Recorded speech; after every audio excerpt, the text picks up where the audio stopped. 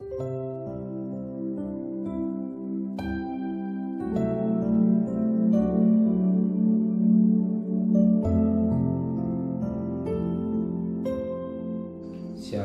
pagi bersama tundukkan kepala, pejamkan mata sejenak. Bapa yang bersemai dan kerajaan surga, yang boleh kami kenal dalam nama Tuhan Yesus Kristus. Pada pagi hari ini kami mengutamakan Engkau di segala-galanya, mengadakan mesbah keluarga, mesbah pribadi. Kami boleh naikkan pujian penyembahan pada Bapa di surga. Kami rindu untuk mendengarkan renungan firman-Mu.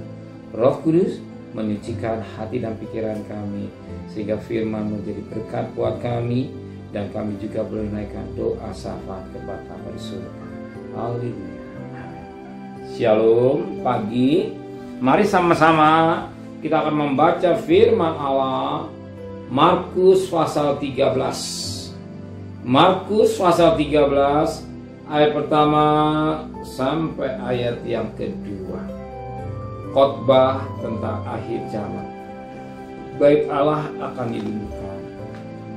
Ketika Yesus keluar dari bait Allah, seorang murid Yesus berkata pada Yesus, "Guru, lihatlah betapa kokohnya batu-batu itu dan betapa megahnya gedung-gedung itu." Lalu Yesus berkata kepadanya, "Kau lihat gedung-gedung yang hebat ini? Tidak satu peta pun yang dibiarkan terletak di atas batu yang lain, semuanya akan diruntuh." Apa yang dikatakan oleh Yesus ini terjadi? Ya, beberapa tahun kemudian terjadi. Ya, dan bait Allah dihancurkan. Demikian juga apa yang dibuatkan oleh Petrus juga pasti akan terjadi. Sebagaimana 2 Petrus 3 ayat yang ke 2 Petrus 3 ayat yang ke-10 dan 11. 2 Petrus 3 ayat 10 dan 11. Tapi hari Tuhan akan tiba seperti pencuri. Pada hari itu langit akan lenyap dengan gemuruh yang dahsyat, dan musuh dunia akan hangus dalam nyala api, dan bumi segala yang ada di atasnya akan hilang lenyap. Jadi jika segala sesuatu itu akan hancur secara demikian, betapa suci dan salehnya kamu harus hidup. Itu kamu yang menantikan dan bercepat kepada kedatangan hari Tuhan. Pada hari langit akan binasa, dalam api dan unsur dunia akan hancur, akan nyala api. Ya, apa yang dibuatkan oleh Petrus ini akan jadi suatu kenyataan. Bagaimana apa yang dibuatkan Yesus, bait Allah, satu ketika dihancurkan, beberapa tahun kemudian kita lihat bait Allah dihancurkan, dan firman Allah dia dibuatkan oleh Petrus, langit dan bumi akan hanyut, kemudian langit dan bumi akan hancur oleh nyalanya api.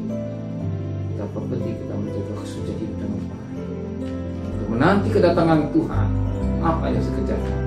Firman Allah berkata pada ayat 12, yaitu kamu yang nantikan dan mencepat kedatangan hari Tuhan. Pada hari itu langit akan binasa dalam api, dan unsur dunia akan hancur karena nyala api.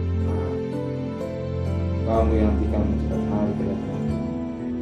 Dan firman Allah berkata pada ayat 11, jadi jika segala sesuatu ini akan hancur secara demikian, betapa suci dan salehnya kamu harus hidup.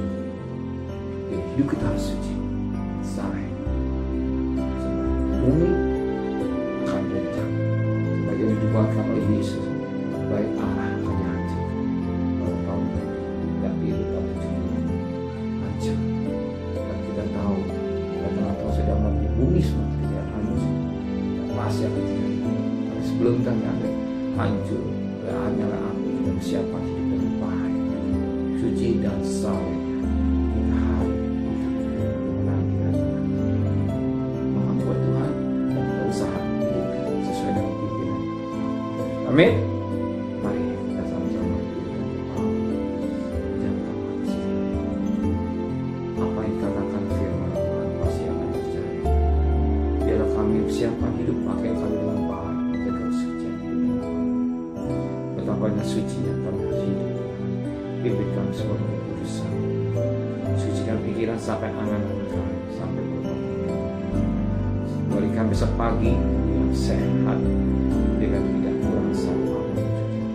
Bagi Pak Presiden, Wakil Presiden, para Menteri, para Gubernur, para Bupati, para Wali Kota, para camat, para lurah, para RW, para RT, para desa, para Polri, berikan mereka hikmat yang dari surga, dari sifat